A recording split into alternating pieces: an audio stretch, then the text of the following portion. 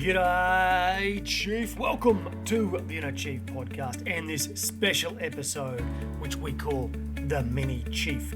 These are short, sharp highlights from our fabulous CEO guests, where you get a 5 to 10 minute snapshot of the highlights from their episode. Righto, Chief. Without further ado, here is the Mini Chief episode for this week with Managing Director of SAP Concur in ANZ, Fabian Calle. So here you are in this behemoth, right, that runs software all over the world, ERP and a whole range of the sub-components of that. How do you bring those lessons from the ice bar into this kind of world? Yeah, great question. Because I think that's one of the reasons why I connected with you initially, right? Oh, right. to help me with this. and look, and just a bit of promotion for you. And I think I must have gone through 10 different people I was looking for that would understand this exact thing that we're about to talk about. So when I first joined, we were a standalone Concur. We weren't part of SAP. SAP acquired us in 2014. And you're right, back then, before it was an SAP, we did have a lot more agility and some entrepreneurial flexibility, let's call it that. Yep. Still within quite a large business. Now we move into SAP, where there are a lot more stringent conditions around the way we need to work. Now, I don't manage SAP's P&L or balance sheets or anything like that. The one thing I can control, however, is the people and the culture and the environment within the group that I manage. At the end of the day, we are managing employee spend. It's not the most fancy business to be in, but I do love it. Love what we do for businesses too. So I think one of the things that I had to consider, and within the hint of what is SAP, even within SAP Concur itself globally, Greg, I only contribute about 3 to 4% of our total revenue. Sometimes I call it simply a rounding error, right? Yeah, sure. So how do I make my team, and I've been over the years, I've managed anywhere between 60 to 100 people, give or take. How do I make them significant in a business that we only contribute 3 or 4% of the revenue? Because ultimately it comes down to revenue.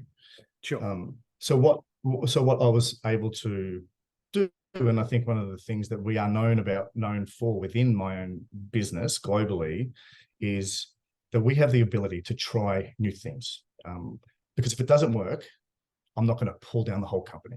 But if it does work, we may be able to find the 1 or 2 things that the company may say, hey, because there's such a big beast and it takes a long time for them to turn, we're able to maybe take a different process. Maybe we can try new processes. And we have done those things. So we've launched new products. And when I say new products, there are some products that weren't really being focused on at a global level.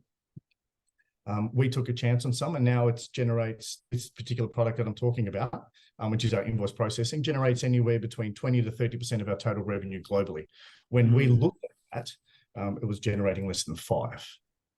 But we needed to prove that it worked in order for the company to invest in that. So we were able to do that. How do I take things from my own business into that? I needed people to believe in me.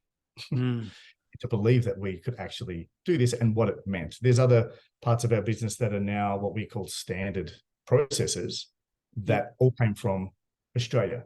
So it was a matter of trying to find out, how can I make my tiny little business incredibly influential and successful, and bring people along with me, ultimately, when we come down to what I think about leadership, we may get into that a little bit more. It's about the people. And I know that's cliche. For a good reason, but expand. The one thing that I can control, and this is one of the reasons why I came to you in the first place, was how do I truly believe that people want to follow me? Why would they even want to? And how do I get them to believe that we can actually make a difference when at face value, our contribution is not insignificant, it's very small from a revenue perspective, because at the end of the day, we're a giant sales engine. Yeah, that's what we do. We just happen to do that through a technology platform. Yeah, sure. So being able to understand people, truly understand people, has been important. But along that journey of understanding people, I have learned probably more about me than I have about other people. Righto, Chief. There you have it for this week with our mini Chief episode. You can get all the show notes at chiefmaker.com/315.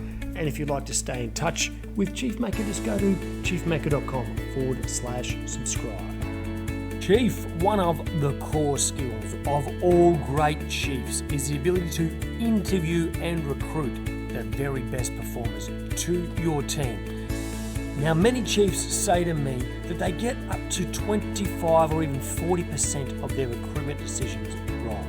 Now, many of you who listen to this show will know that over the last 6 years, we have asked dozens of CEOs what is their number one interview question when recruiting for senior roles. What we have done is turn that into an invaluable resource. It is the 30 most powerful interview questions used by CEOs to hire high performers. These are the questions that reveal the true nature of the person in front of you. They are the ones that give or create that truth-telling moment that will help you decide whether to hire or not. Chief, if you want this resource, just go to chiefmaker.com/interview and just pop in your details and download the detailed PDF. Righto, Chief. As always, remember to stay